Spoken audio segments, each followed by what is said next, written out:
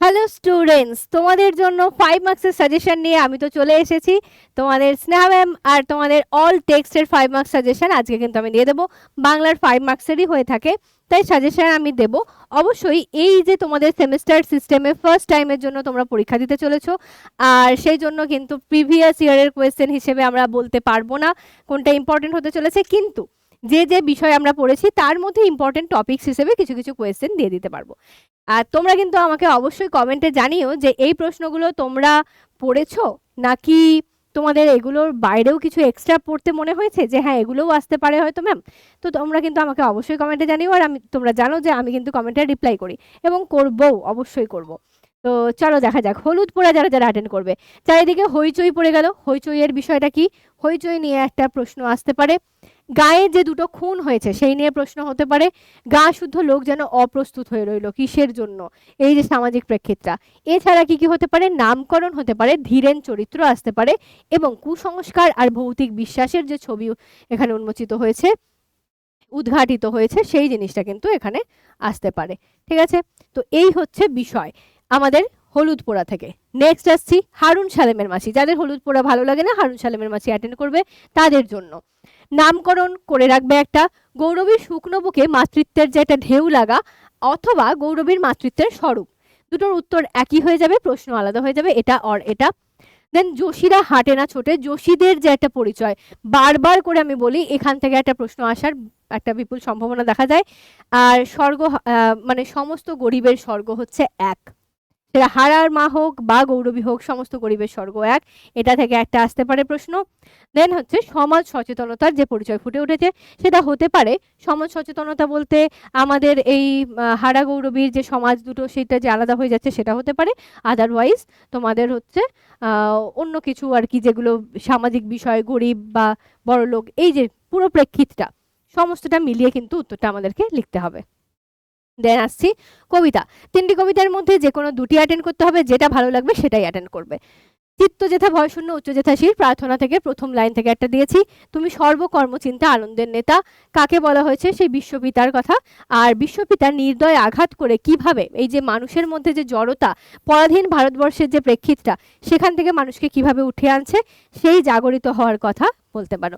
Next আছে তিমির হননের গান। তিমির হননের গান বড় কবিতা কিন্তু ভীষণ ইম্পর্টেন্ট কবিতা। ভোরবেলা শতাব্দীর সূর্যের নিকটে তাদের জীবনের আলোড়ন, এটা একটা প্রশ্ন দিয়েছি।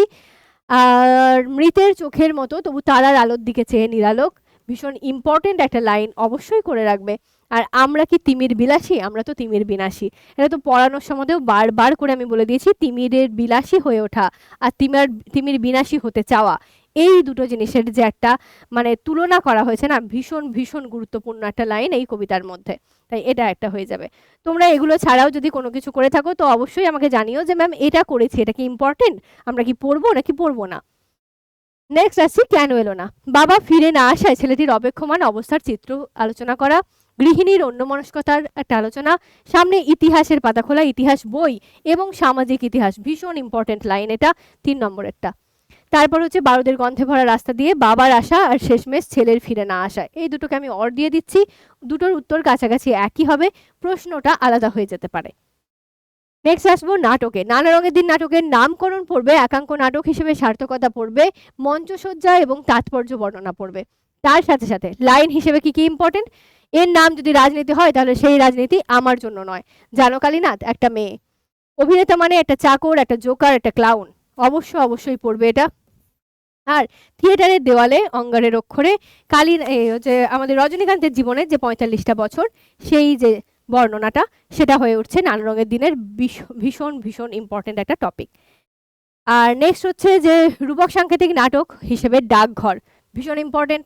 তার সাথে এবার কথোপকথন দেখবে অমল দইওয়ালা, অমল সুধা, রাজার চিঠি কিভাবে অমলের কাছে এসে পৌঁছলো, এটা তো আবার একটা সংকেতধর্মী বিষয়, অবশ্যই পড়তে হবে। ছেলের দলের স্বরূপ, ক্রৌঞ্চ দ্বীপের বর্ণনা, আর অমল চরিত্র অথবা অমল কি কি হওয়ার ইচ্ছা প্রকাশ করেছে এখানে, সেটা একটা। আর ঠাকুরদার স্বরূপ ব্যাখ্যা করো, এটা একটা। মোটামুটি ডাকঘর থেকে 2টো প্রশ্ন অ্যাটেন্ড করতে হবে, তোমাদের 10 নম্বর আছে। আর আমি 8টা প্রশ্ন দিয়েছি, এগুলো ছাড়াও আরও ইম্পর্টেন্ট কোয়েশ্চেন কখনো না কখনো হয়তো তোমাদেরকে ক্লাসে বলেছি, আমাকে সেগুলোও একটুখানি মনে করিয়ে দিও। বাই চান্স হয়তো ইম্পর্টেন্ট আমি কোনো সময় বলেছি, সেগুলো যদি হয় অবশ্যই আমাকে কমেন্টে জানিও, আমি আছি তোমাদেরকে হেল্প করার জন্য।